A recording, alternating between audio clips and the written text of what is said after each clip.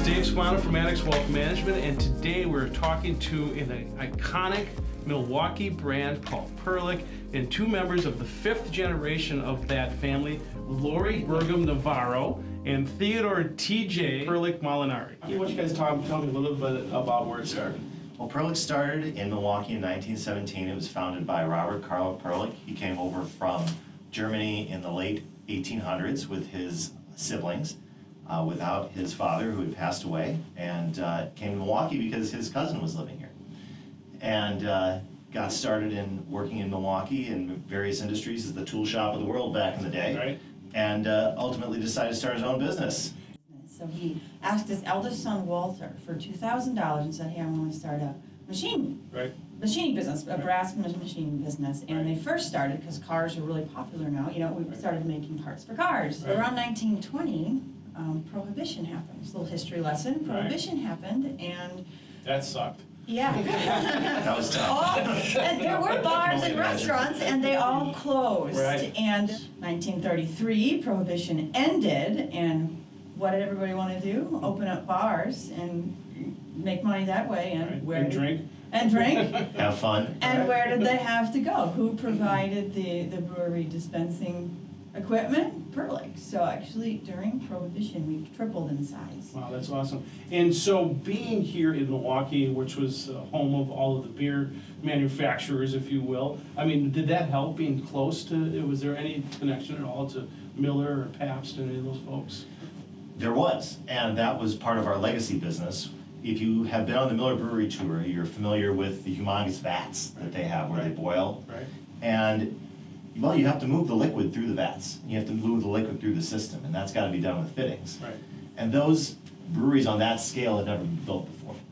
So A.O. Smith, another longtime Milwaukee company, was asked to build the vats. And A.O. Smith came to Perlick and said, we know you're good at brass fittings. Can you make the fittings to go on these vats for these breweries? Right. So all these massive breweries have Perlick fittings on. Oh, that's awesome. So the connection started with the brewery buying the fittings, and then since the breweries at one point ran the bars themselves, they were using Perlick parts in the bar. You mentioned brass fittings, and was that really the key to how this got? I mean, you were using the refrigeration and the brass. Is that something that separates Perlick from other organizations?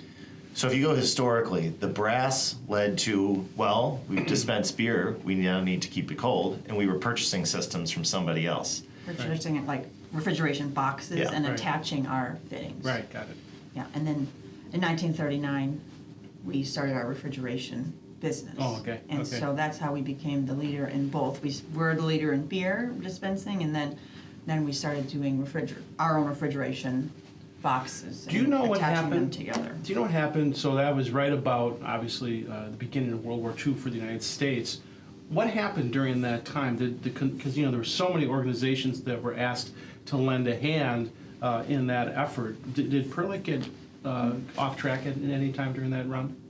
Oh yeah, we were taken out of our industry and put into munitions. Oh, you were. So Yeah. we pivoted Right. based on government instruction, Right. but came right back after the war and got right back into what we were doing, Right. And grew the business. Right. And so now fifth generation, right? Is that what that is? 1, 2, 3, 4, 5? Yes. That's amazing, really. I mean, I don't know the statistics, but that's rarefied air, Yeah. right? To get to a fifth generation. Yeah. Running a family-operated business, does that ever come up about, you're a Perlick, and it's in your family, and does it help or hurt managing the business? There's always challenges when you're a family member in your own family business, no question about it. But I think Laurie and I take the approach of we're just like anybody else that's in the business trying to do the best that we can to make sure the business is successful. Right. Because as you know, you're running a business, you have people who work at the business, they count on it for their livelihood. Right. And you as the owner have the responsibility to ensure that that's a viable, successful, profitable business, because if it's not, it won't be there for everybody. Right. And it's been just a delight to have generations of people. We've got generations of family that have worked at Perlick along the way. Oh. One that's 4 generations in, another that's 3, and multiple that are 2. Father, son, father, daughter, mother, granddaughter. Wonderful that they would give us their time and their careers to be in the business. And so as a family member, it's incumbent upon you to make sure that thing keeps going so that people continue to have those opportunities. And not only is it as an ongoing entity, but these are family, and you know that. You know that they're relying on you to pay their mortgages and educate their kids and so on. So it's an enormous responsibility. And business owners get that. And sometimes, there's been so much talk about, job creators aren't job creators, but they are. It's an opportunity really to grow and to engage families, and that's really awesome. Let me ask you: is there, there's so much you heard about the Suez Canal and the ship that went sideways and got stuck, and there were so many things, and they said that's only going to make the supply chain worse. And the supply chain has been bad because as we're coming out of this, some people can't get roofing materials or drywall. Are you seeing anything in the supply chain that's been affected? We've been a little lucky in that many of our parts and pieces haven't come from the affected territories. Now, cost going up, of course, everybody's experiencing that. Right. And then challenges on lead time, absolutely. Right. Those are real and they're coming. And we're very lucky to have an excellent team working on addressing that, finding alternative suppliers in the event that there's a slowdown or a port challenge in Los Angeles, for example, or something like in the Suez, just horrible accident. Been very lucky. A little bit good, but it's better to be good than lucky. Yeah. And so when you think about where it's going now, orders are starting to come back in.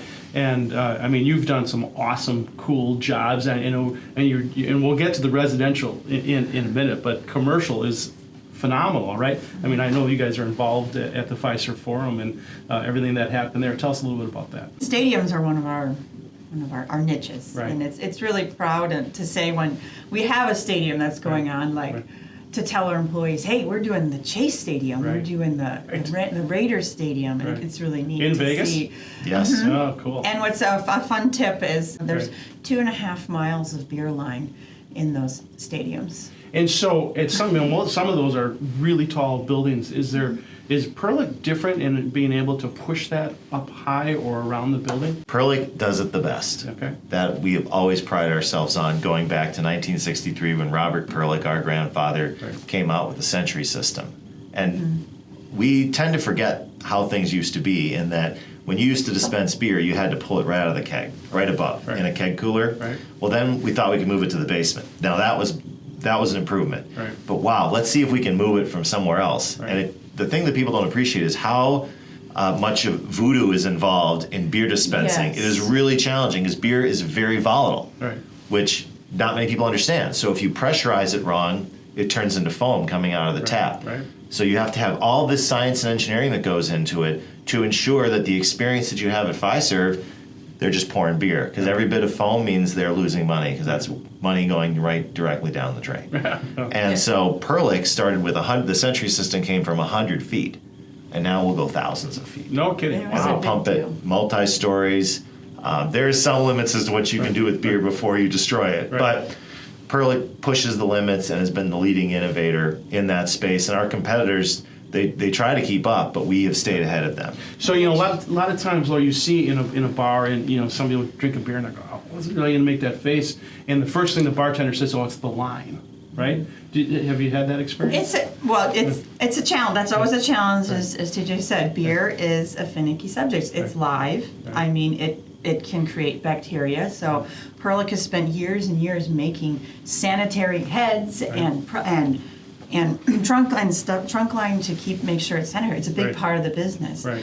But yeah, if you do have to clean your beer lines every 2 weeks, and there's really kind of no ifs, ands, and buts around it. So there are companies that do that, though, right? There are companies that will come in and flush your lines and stuff like that, but it's recommended to clean it every 2 weeks. And if people don't, you may get, if it's 3 weeks or a month or so, you may get, beer that maybe isn't as fresh as it's supposed to be. But we have beer engineers that work on the trunk housing and setting up the stadiums and restaurants and things like that, which is really fun. So cool job. So the Raider Stadium here, Fiserv Forum, and where the Bucks and Lambeau Field. Wow, that's just awesome.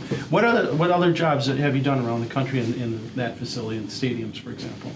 Like what comes to mind? Madison Square Garden in New York, wow. Soldier Field in Chicago, Texas Rangers Baseball Stadium. Go right on down the list. That's awesome. It's generally Perlick. Right. So somebody else will try, and then they'll call us. Right. because they think they can get a better deal with somebody else. Well, guess what? It doesn't work. Or the San Francisco 49ers. Yes. I remember that when I was like in high school. My Right. dad was like, oh, they got a different system. It didn't work. And they called Perlick. Right. We went in there and fixed it all. And it worked the day because Right. they're like, when those 70,000 fans show up on the day the stadium opens, Right. it better work. And Perlick always works the first day. I'm a big fan of buy nice or pay twice. Yes. Right. So and you can use that against the next person who tries to undercut you. Right. Yeah. Now you really need to do that. So then you switched from doing a lot of commercial, right? And now you're doing awesome residential stuff. I see people putting this in their homes all over the place. So you can talk to a little bit about that. It was a Great great, and beautiful. it was a great play because it's the strongest, most robust refrigeration system in the commercial market. Right. And you take that and you can sell that value to the homeowner, Right. especially high-end homeowners. They want the best. They want it to work. They need to count on it. It's the same thing. You're having people over to your house and your beverage refrigerator dies. That's not acceptable. Yeah, right. You've got to have it working. You've got to be able to count on it. And styling, right? It's got to look good. It's got to perform well. It's got to have the whole package. It can't be just some commercial behemoth that sits in your home Right. that looks terrible. Right. So Can a behemoth be beautiful? I mean, it is really good looking stuff. thank you, Yeah. thank you. It's a challenge to make it good looking because your temptation is to just function. Right. But in the residential customer isn't gonna. That's not gonna be okay. Right. They want the form because it's got to match their cabinets and Right. it's got to match their countertop and it's got to fit in, and they don't want it to even note that there's something there many times. They just want it to be there, maybe as a nightstand. Let me ask you. A lot of times, it's the ones that I've seen are glass, and we've done some things. But can you put the similar cabinet team that you have around the cabinets in front of those things? Oh, you can't, right? So Yes. Yeah. we see all the refrigeration companies do that. Oh, that's awesome. You talk about what makes Perlick difference, right? What are those things? Perlick has been around, 5-generation family business. It's an innovation leader. Our competitors are always saying, well, we're as good as Perlick. They're never saying we're better. They're always trying to compare themselves to us. So what's unique about us? We keep pushing the industry forward. Right. We keep innovating. We keep investing and making sure that we stay ahead and stay in touch with the customer and what they need. For example, if you've ever attended bar, you know that it's a painful Have I experience. ever attended? Yeah. I've driven by them. I don't know Okay, that you don't I've attend ever- the Attended, been the bartender. yeah, been the bartender. Oh, attended a bar. Yes, Yes, yes. I have attended a bar. I Okay. made the unfortunate mistake, TJ, of owning a bar at one point in my life. So. That's a dream. Wow. Yeah, it's not a bad thing. It We have teaches a you a lot of solution. lessons. And I would tell you, if you think about owning a bar, go home and lay down, and maybe the thought will pass because Yes. it's hard work, man. Yes, well, I think that what we tell people is that if you're thinking about opening up a restaurant, Right. make sure you have $100,000 or $500,000 that you're never going to see again, Yeah. because it's a tough industry. Yeah, right. It's an industry of dreamers, and I think that's a wonderful thing that it is, because there's very few other industries where you say, this is my dream and I want to do this. Right. And that's why I think this COVID pandemic was just so horrible for the industry, because it's people who dream, who do things not for the rational reasons, but because they love it. They work the hours, they put the time in, they devote themselves to it, and then something comes along that you have no control over that just kicks you in the gut. Yeah, no And it certainly horrible thing to see for those folks, but so thrilled that the government stepped in, put a relief package in place, Right. and is promoting an ability for them to get back on their feet, because they will drive it back. They are the dreamers, and that they're entrepreneurs. They're wonderful people. They're taking a risk. We love it. Right. You talk about the recovery, and we did lots of radio, and we talked about what the recovery was going to look like, and we said, well, it's going to take on a couple letters. One is going to be V for certain industries, right? And then it's going to be a K-style recovery. In other words, some industries are going to do well, healthcare, financial services, and the like, and some are not. Those that are in the service industry, that you think about travel and in restaurants and hotels, for example, those industries are certainly haven't recovered yet. But you guys are on that side of it, and you're starting to see something come out of that right now, right? We're on the track. Yeah. We're on the track, the bottom part of the Right, K track, right, and right. yeah, Well, good. we're seeing, because we're hiring, and you can see more orders getting in the books. Have you flown lately? Because the airports, we were in the airport last week, a couple of them, and they're getting full. So as people start to move around and more people get vaccinated, I read, and this is going to be timed as of where we are today, but nearly 80% of those age 65 and older in the state of Wisconsin have been vaccinated. So, Yes. with that, and they were, of course, the most vulnerable. So as people start to move around, I think your industry is going to recover as well. Absolutely. People want to go out. They want to have fun. They want to see their friends. They Right. want to engage in these activities. There's a reason it was growing pre-pandemic, Right. because it was fun. There was experiences out there, and there were innovators in the industry who were delivering new experiences. Right. And then you got the brakes put on it, but the demand's still there. It's just pent up. Yeah. So the question is not when it will recover. I apologize if it will recover, Right. but when. Right. And we hope it's sooner rather than later. Go get your vaccine, we get all- yourself healthy so that we can get back to having some fun. We all do. So if you had to go, if someone pushed and said, and I was going to put this in my stadium, right, and say, why Perlick? How would you answer that question?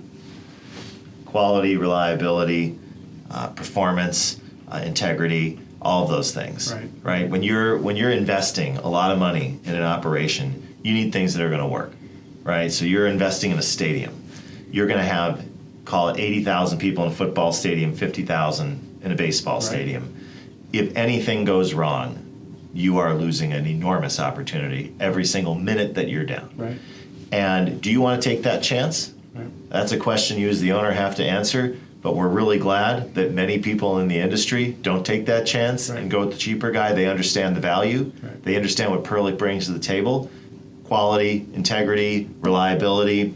Perlick's going to guarantee your system's going to work. Right. And we're going to be there to help you if it doesn't, because it's tough. But we understand how important economically that is to you, to make sure that you're operational, that you're not pouring foam, that your refrigerators are working, so that you're making money, because the money is made in the front of the house. Right. Don't let a person tell you that they're making money selling food. They're making money selling alcohol and drinks and soda and tea and coffee and all That's these where the great new margins are. things. Right. Yes. Yeah. So you need to make sure we deliver a good cold beer. And, Absolutely. And product. So what I find interesting is brand. And brand is really important. And you think about the iconic brands that have come out of the city of Milwaukee, right?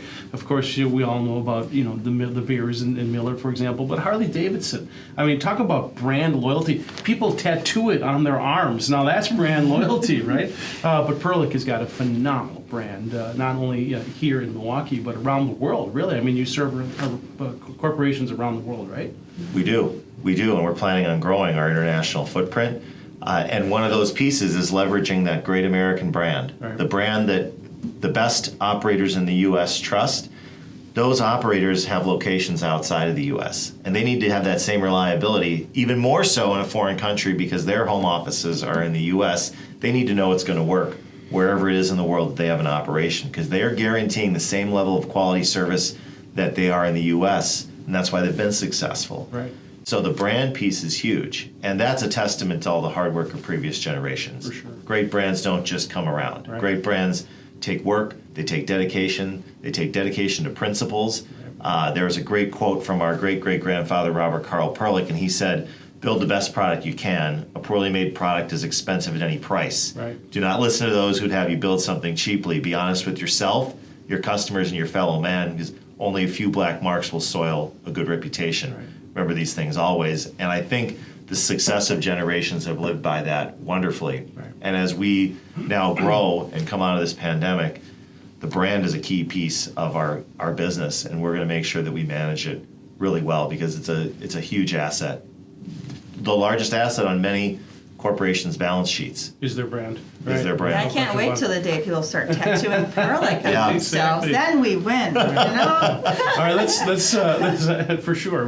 But let's change gears a little bit. So you grew up in the Milwaukee area. Mm-hmm. Where exactly? I grew up around the Elm Grove area. Okay. I went to University of Iowa and became an art teacher. Okay. But I started working at Perlick when I was 20 years old. Okay. I was summer help.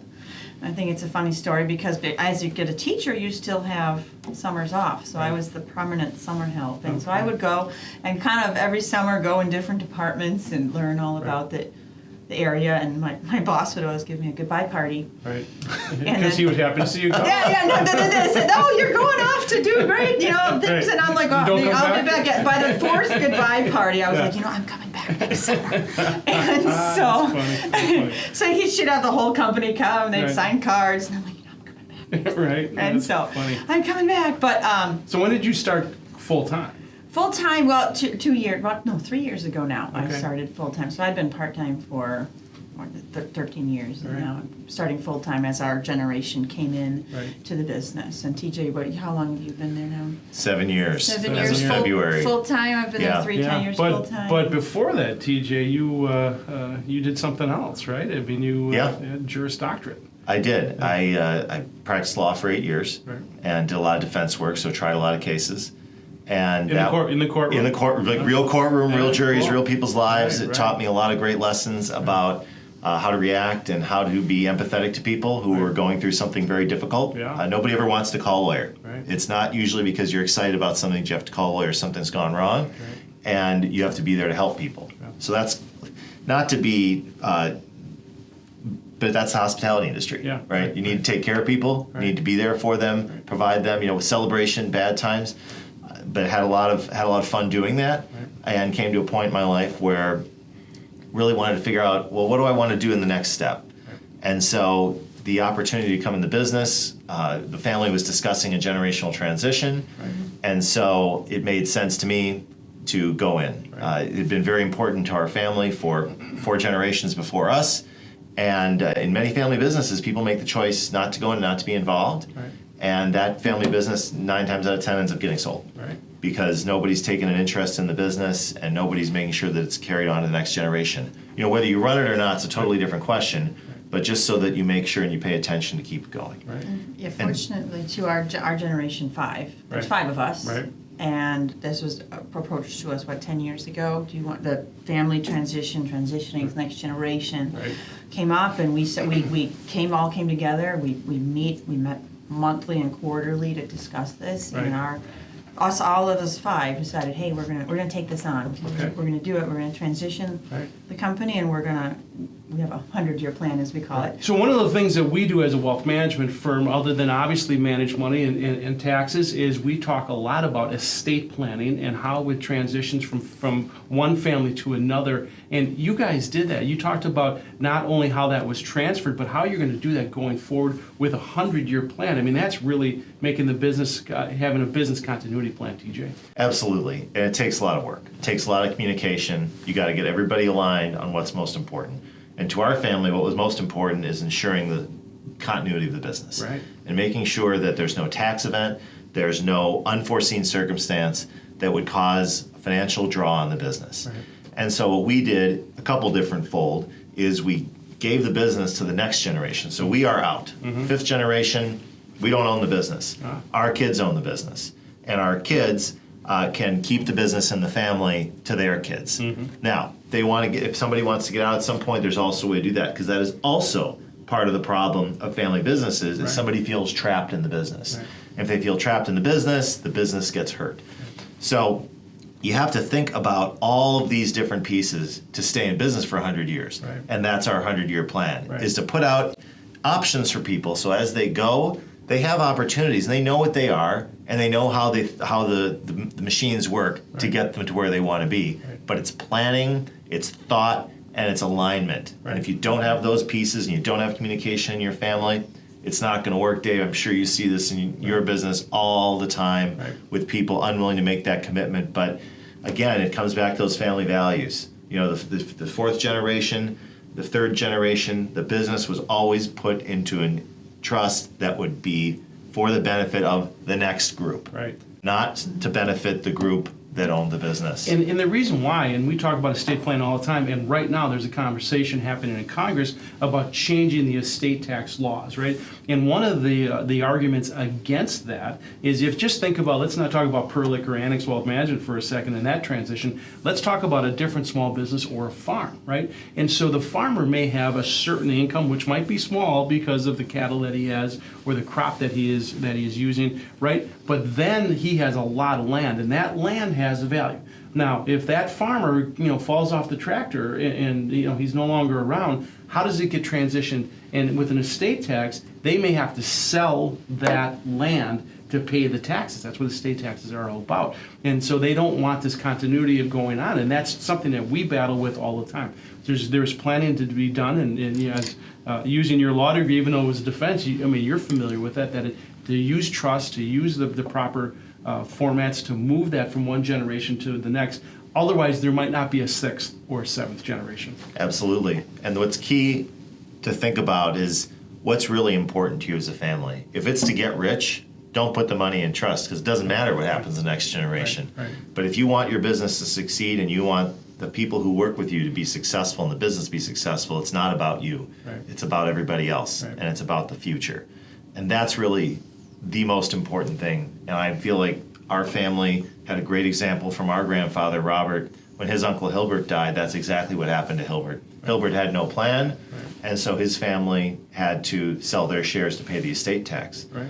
And Grandpa, Robert, went to his father and said, that's not happening to us. Right. And he put in place the structure that got us to where we were today. And then the fourth generation and the fifth generation collaborated to create what we have now going forward for the sixth, seventh, eighth generations to take us for the next 100 And everybody, years. Everybody wants job creators, but there's always this argument that happens because, with jobs, if you go to any underprivileged area, what do they want there? They want jobs, right? And jobs then create an opportunity to move forward, to move your family forward for their second generation. So it's so important to be a job creator and to have that helping people mentality, because that's what moves it forward. Mm-hmm. Absolutely. And just as a wrap up, because it's been a phenomenal conversation. Went a little farther, a little longer than what we wanted, but we could do this over a nice cold beer too. But great From a Perlick tap. From a Perlick tap, right? So, any final things that you want to share about Perlick, and anything, TJ, that you think that we missed on that you'd want to leave with a final thought for people watching this? Just grateful for the opportunity to be here, to talk to you, Dave, and to tell people about what we're trying to do, whatever we can do to help other people, other families in a similar position where they don't know what to do. There are answers out there. Right. You have problems, you can solve them. It's not insurmountable. It takes time, it takes communication, and it brings you together as a family. Right. And it's a positive experience. Make it a positive experience. Do the right thing. It's not about you. Just a wonderful opportunity to be here and talk with you about what we've gone through, and hopefully it's helpful to your listeners. Yeah, right, and that was great life lessons. No matter what the industry, right? That's a good way to teach a kid to do the right thing and work hard, and things generally work out, right? So thank you to everybody for joining us today, and look forward to other conversations we're going to have. I really appreciate your time today.